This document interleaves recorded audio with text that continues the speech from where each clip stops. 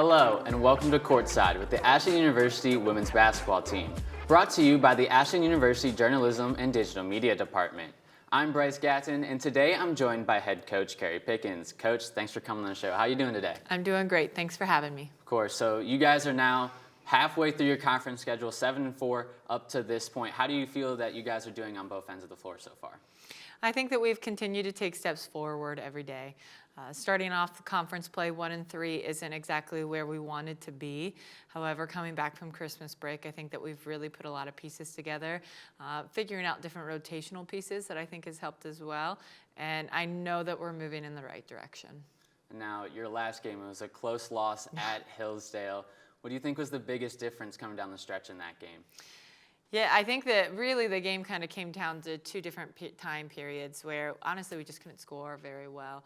To start the game, I mean, I think we're at 4 points with 2 minutes left in the first quarter. And then in the fourth quarter, I apologize, like we went through a 7-minute scoring drought. Almost, it felt like that anyway. And when you hold a team to 53 points, you should win at the college level. However, our scoring down the stretch, it just wasn't there. I think that we got some good shots. They just didn't go in, and that happens sometimes. The piece that was really the most disappointing, I thought that they were a physical team. I don't think they were fouling. They were just physical, and I don't think that we were very tough through that physicality. So something that we can really learn from and improve on. And then prior to that loss, you guys had won 6 games in a row. It was 4 straight by double figures as well. What adjustments did you make after the slow start that kind of led to that recent success? I think our defense has just taken a lot of steps forward. Early on in the season, to be honest, I didn't realize how great of a defending senior class we had lost. I knew that Haley Smith, I knew that Morgan Yoder, I knew that Sarah McKee, I knew that Zoe Miller were all elite defenders, but it wasn't until they were gone where I realized just how elite they were. And so it took us a little bit of time to realize that we couldn't do what we've done in the past. With our current team, we had to make adjustments. And now that I think we figured out kind of what adjustments we need to make, our team is really buying into it and getting confident in the repetitions they've been able to gain. And then on the floor, Jenna Slates, we talk about her all the time. She's been wreaking havoc all season long, and just her freshman year, averaging a double-double, 15 points and 11 rebounds. What has allowed her to fit in with this system so quickly? Yeah, Jenna's having arguably one of the best freshman years I've ever seen anyone have coming through this program. And we've had a lot of really good freshmen, and she's at the top of the list right now.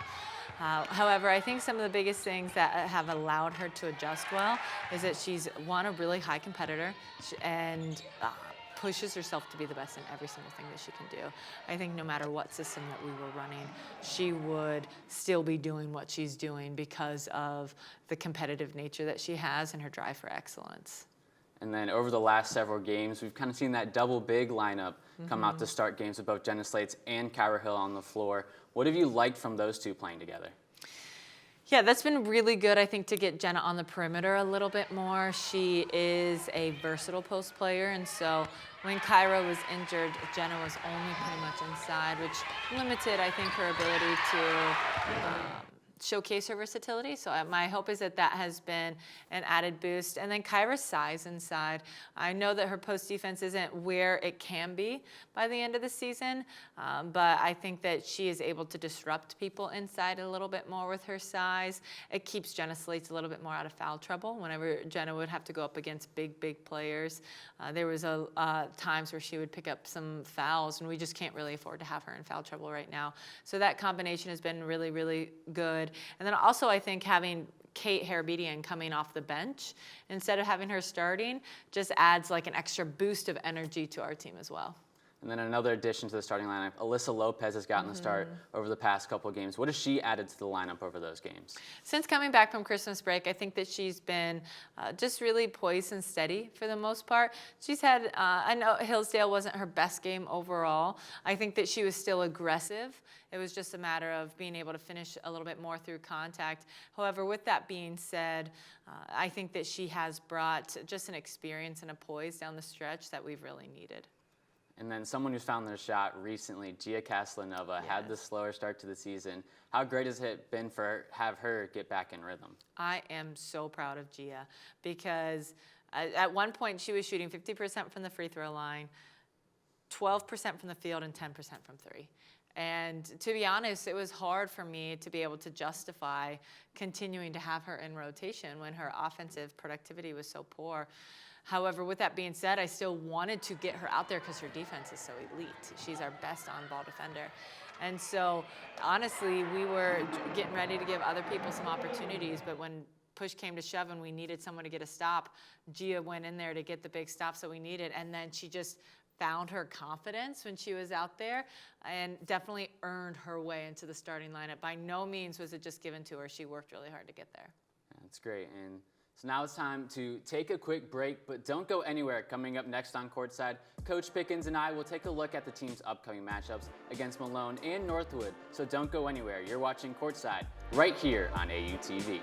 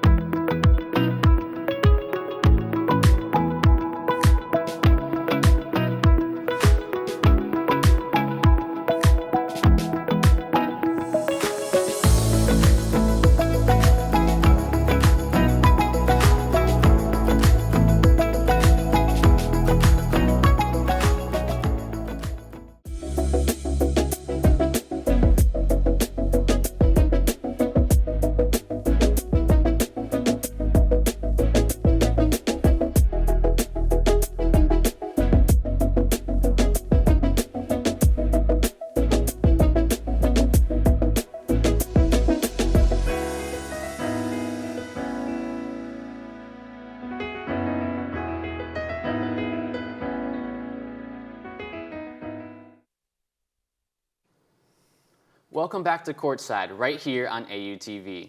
Coach, let's take a look at your upcoming schedule for your team. Your next 4 games are against the 4 teams ahead of you guys in terms of the GMAC standings. What is the mindset as you head into what could be the most important stretch of the season? One game at a time. That's something that we're really emphasizing with our team is, yes, we do have a big stretch of games, but right now we're focusing on Malone.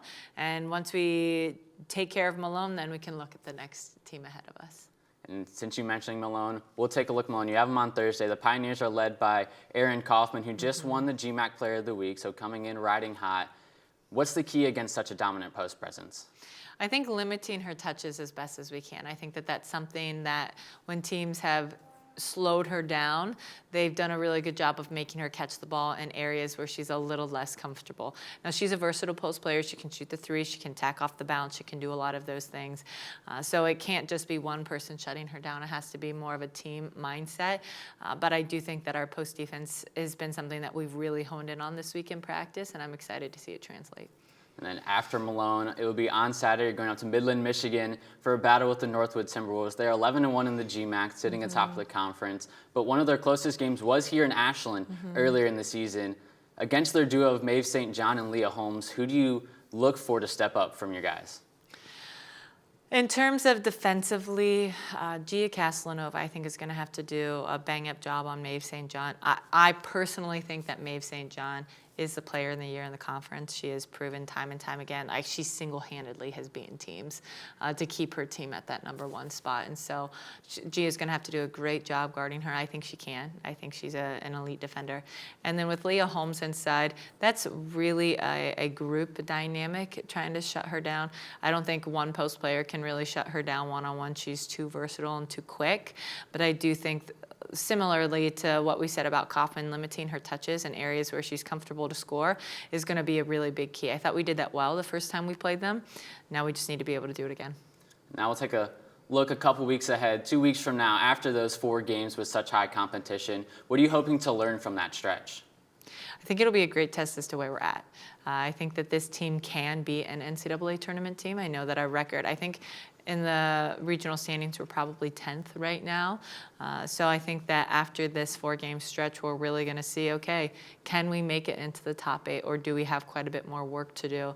You're never out. There's always the GMAC tournament to be able to earn your way back in, but I think that these 4 games will really show us, okay, we're either moving there or we got a lot more work to do. And then last thing here for you, Coach, any messages to the Eagle faithful as they prepare for a big game on Thursday?